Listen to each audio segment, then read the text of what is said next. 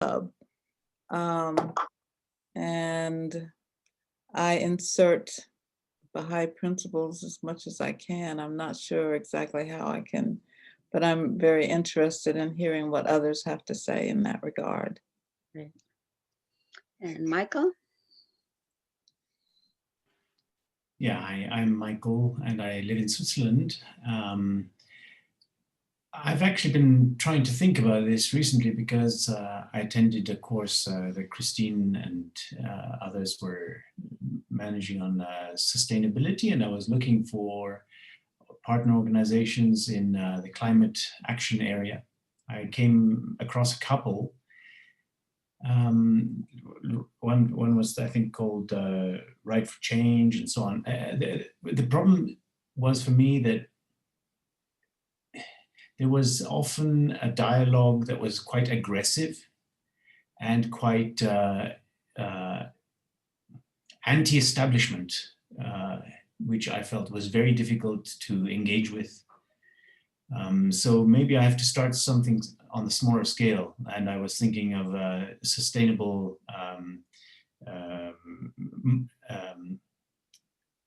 sustainable mobility. So the Pro Velo, the cycling organizations here, people who are for promoting cycling as alternative sustainable travel. Mm-hmm. Good. And Christine? I've been thinking of what Michael just said. I think that's really very interesting that many groups, out of necessity in the current situation, just want to, are very critical towards the current system, and that this is correct. They are absolutely right. And Baha'i actually attitude is the same, that we need, that this system is going to fall apart. But we try to find more constructive ways and try to find people we can collaborate in constructive ways to spread the new principles, to build a new society. So it's tricky. So I don't really have locally many groups in some ways, because some of them are very political, and I don't want to spend too much time with them, although I support them morally. I've been working with Rhode Island Interfaith Power and Light and its South County Action Team for years, and I will continue to do that work. Right now I'm trying to reach out to our local senator. She's my farmer. I buy my produce from her. We have a good relationship, and I want to have with her an in-depth climate change talk, and we have planned to get together for a while. And also we are planning a fireside, because I think it's also important just to reach out to individuals, and we'll actually discuss the statement, a governance befitting. We just saw the video about it. So that's planned for January 8th. So there are all these kind of vague ideas, and but no other plans of, no big plans here. And how about Joan? Oops, Unmute yourself.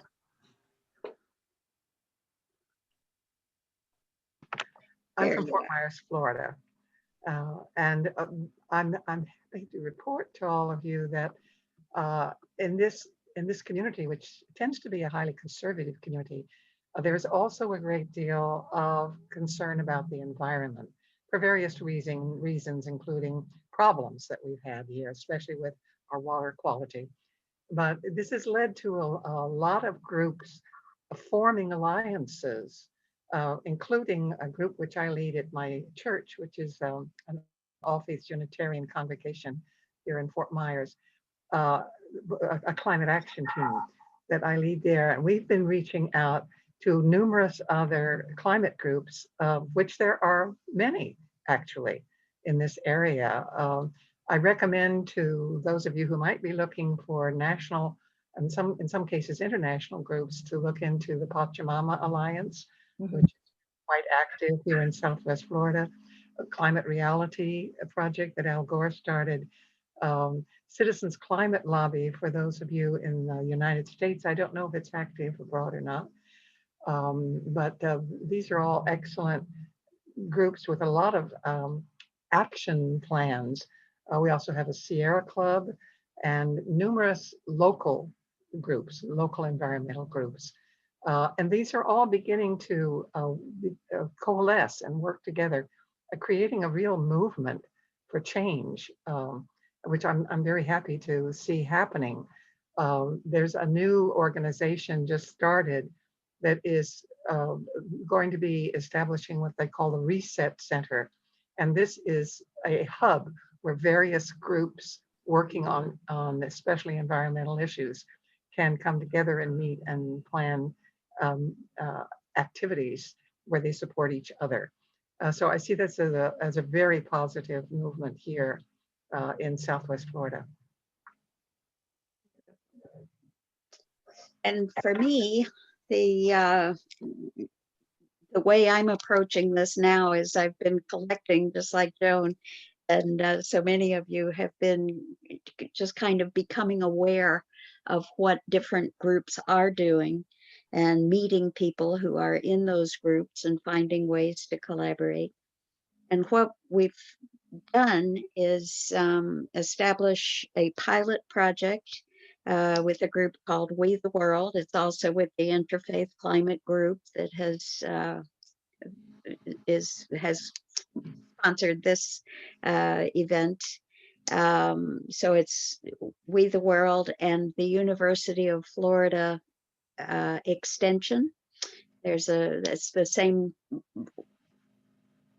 the 4-H Master Gardeners programs like that come out of the extension.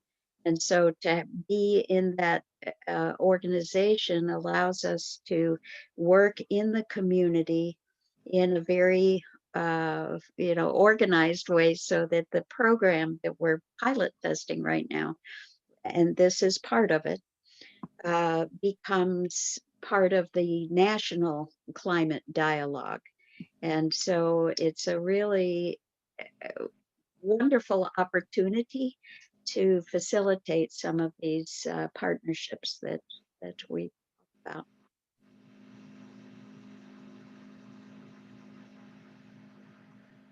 Hmm.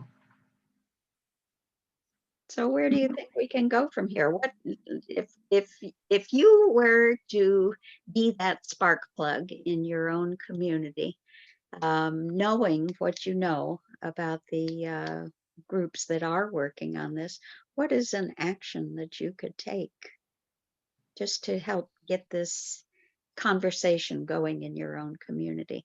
And maybe it's being part of one that's already ongoing, but what can you bring about these sustainable development goals? How can that help you in your conversation, or any of the others, like the promise of world peace, maybe the song, maybe the as Christine mentioned, using that governance befitting statement, or any of these resources that are coming out? What are some ways that you can facilitate that conversation?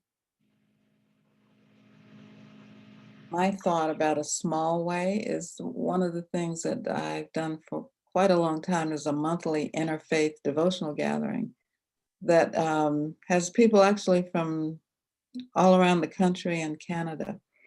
And so in the past year, probably early on in the year, we do a topic and then have a discussion and related to interfaith quotes. So had one on the issue of climate issues, which turned out very good. And so actually for my February interfaith, the topic is going to be what you all presented in the first of these conversations. So I'm just going to present that,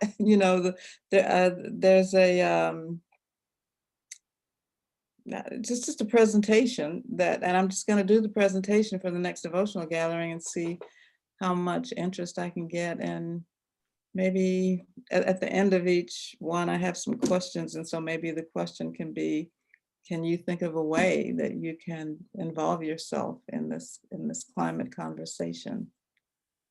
Wonderful.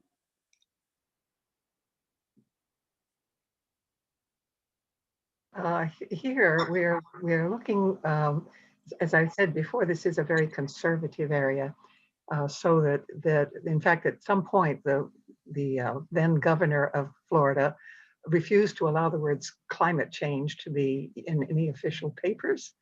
Our current governor is a strong Trump supporter and has, although he has not turned his back on climate change, it's still an uphill battle to get anything done on a legislative level. So one of the things that's encouraging to me is that the League of Women Voters locally has just announced that they would like people to get involved in an environmental committee. And there are a number of other groups.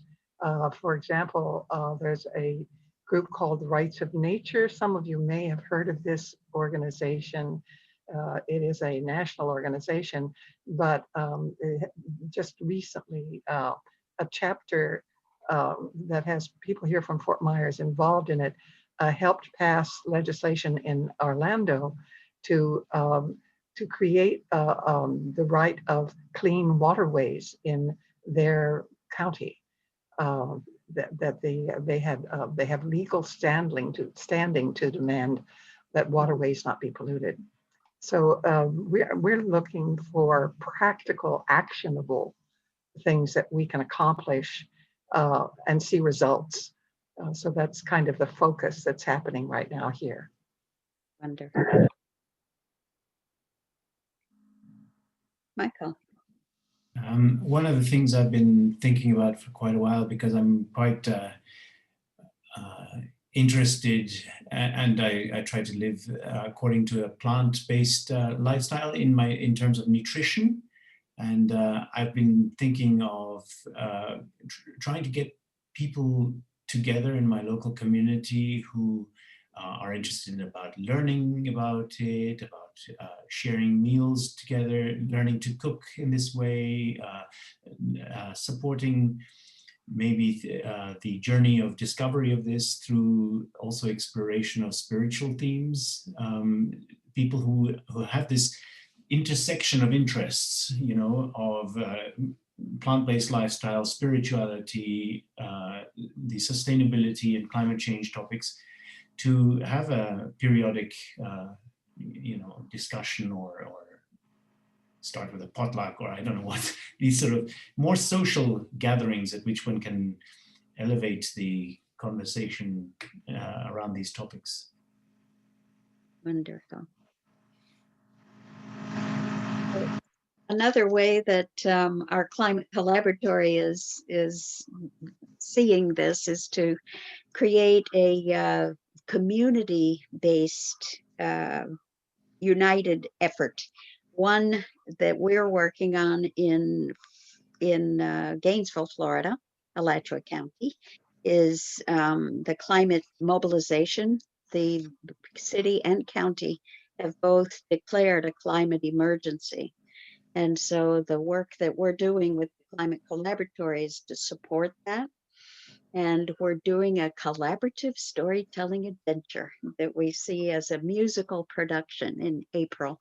And so I hope that we can develop that possibly with the Wilmette Institute to invite people to share the kinds of things that you've been discussing here. It might be that each of you could be a partner in looking at these different sustainable development goals through Earth Month in March, going from the solstice on March 21st, which is a special day for Baha'is, and going through April 22nd, which is the Earth Day.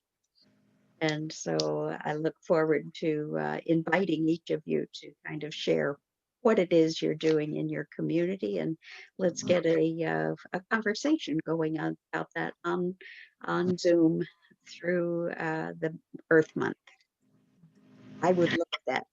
Yes, Joan? I have a suggestion from Michael. You might want to check out a documentary which is currently available on Netflix called Kiss the Ground.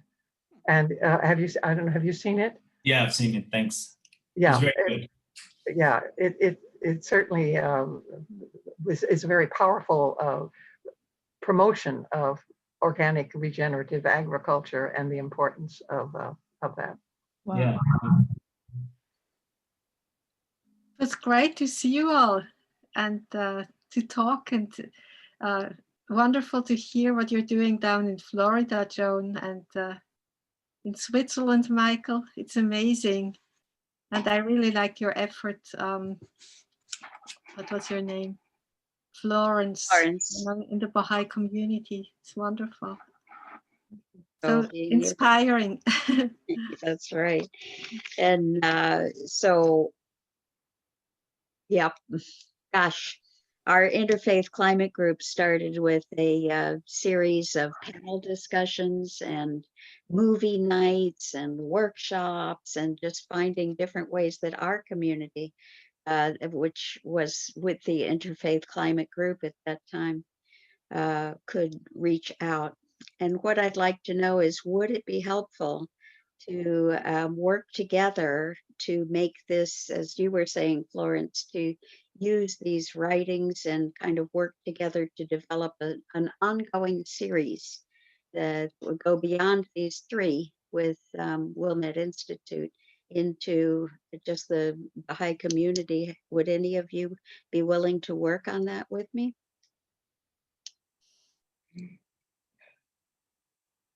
I would love to, but I just can't. I cannot say yes to anything else right now.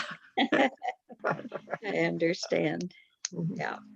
Anyway, that will be an option. I'll explain in the group about how we can share these and be able to give these resources out to help others.